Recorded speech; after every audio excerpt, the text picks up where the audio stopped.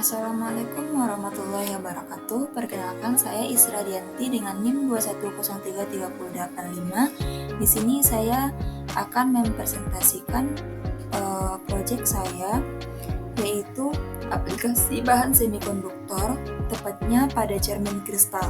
Di mana aplikasi cermin kristal yang saya ambil di sini yaitu biosensor berbasis kristal fotonik, di mana pada mata kuliah fisika sepadat ini diampu oleh Ibu Dr. Leni Azius Fitri, SPD MSI.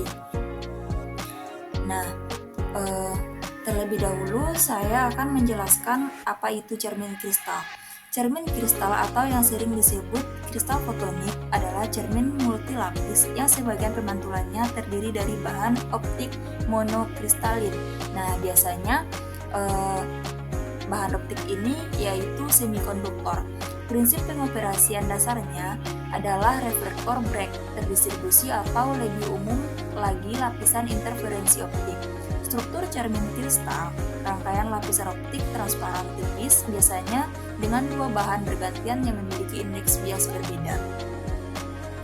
Nah, biosensor berbasis kristal fotonik itu menggunakan cermin kristal semikonduktor untuk mendeteksi perubahan indeks bias yang diakibatkan oleh interaksi antara biomolekul target dan permukaan sensor. Nah, alat ini sangat berguna dalam bidang medis untuk diagnosis penyakit atau dalam penelitian biologi untuk analisis molekuler. Selanjutnya di sini yaitu cara kerja alat. Yang pertama ada kalibrator atau pembersih, di mana kalibrator atau pembersih yang digunakan di sini adalah gas hidrogen. Sebelum dimulainya percobaan, sistem dikalibrasi terlebih dahulu dan dibersihkan dengan menggunakan gas hidrogen untuk memastikan tidak ada kontaminan yang dapat mengganggu hasil pengukurannya. Selanjutnya yang kedua yaitu analisis.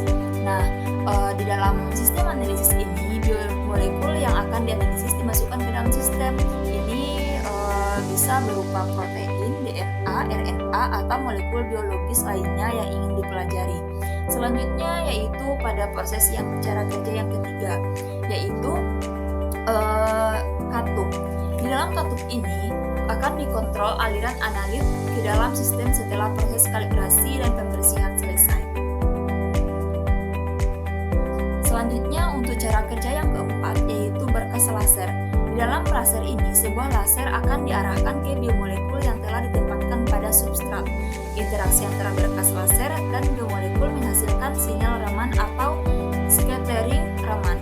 Yang kelima yaitu grating atau kisi difraksi, di mana dalam kisi difraksi ini cahaya dihasilkan dari interaksi laser dengan biomolekul dipecah oleh kisi difraksi menjadi komponen-komponen spektral lainnya. Kemudian selanjutnya pada detektor. Di dalam detektor ini si detektor akan mengukur intensitas cahaya yang datang dari kisi difraksi pada berbagai panjang gelombang. Selanjutnya di sini ada skema biosensor, di mana yang pertama di sini ada kalibrasi atau pembersih yang menggunakan gas hidrogen. Nah, seperti yang penjelasan tadi, sebelum dimulainya percobaan, maka terlebih dahulu sistem ini akan dikalibrasi atau dibersihkan dahulu dengan menggunakan gas hidrogen. Nah, gas hidrogen ini akan mengalir melalui katup untuk membersihkan jalur analit. Kemudian pada analit ini, biomolekul akan dimasukkan ke dalam sistem. Ini bisa berupa DNA, RNA, atau molekul biologis yang ingin dipelajari. Selanjutnya, biomolekul ini akan masuk kepada katup, di mana dalam katup ini akan dikontrol aliran analit ke dalam sistem setelah proses kalibrasi dan pembersihan selesai. Nah, di dalam katup ini akan dipastikan bahwa biomolekul masuk ke dalam sistem dengan cara yang terkontrol dan konsisten.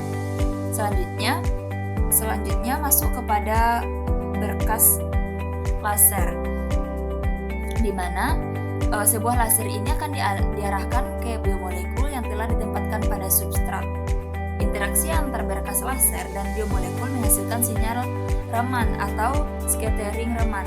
Dalam konteks percobaan biomolekul, ini bisa memberikan memberikan informasi tentang struktur dan ikatan kimia dalam biomolekul tersebut. Selanjutnya akan diterima oleh grating. Di dalam grating ini atau kisi difraksi, cahaya akan dihasilkan dari interaksi laser dengan biomolekul yang dipecah oleh kisi difraksi menjadi komponen-komponen spektralnya. Nah, ini memungkinkan analisis detail dari sinyal Raman yang dihasilkan. Selanjutnya akan diterima setelah diproses di grating atau di kisi difraksi ini akan diterima oleh detektor, di mana detektor ini akan mengukur intensitas cahaya yang datang dari kisi difraksi pada berbagai panjang gelombang. Nah, data inilah yang kemudian digunakan untuk menghasilkan spektrum Raman dari biomolekul tersebut. Selanjutnya kesimpulan. Nah, pada pengaplikasian biosensor berbasis kristal fotonik itu, maka dapat disimpulkan pada saat diaplikasikannya sebagai biosensor, kristal fotonik akan mengalami kontak langsung dengan molekul yang akan dideteksi, sehingga kopel cahaya di dalam kristal fotonik akan terganggu. Gangguan tersebut akan menimbulkan pemantulan atau hamburan yang selanjutnya dapat dideteksi dan dianalisa sebagai informasi. Prinsip kerja biosensor kristal fotonik dapat dianalogikan sebagai proses yang terjadi pada scanner foto, di mana proses deteksi dapat dilakukan di beberapa posisi sekaligus dengan cara mengontrol posisi cacat.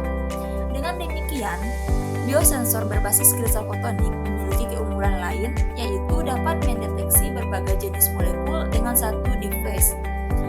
Selain itu, dapat juga digunakan untuk mendeteksi beragam ukuran biomolekul dari yang kecil sampai yang besar seperti virus, bakteri, protein, dan sel.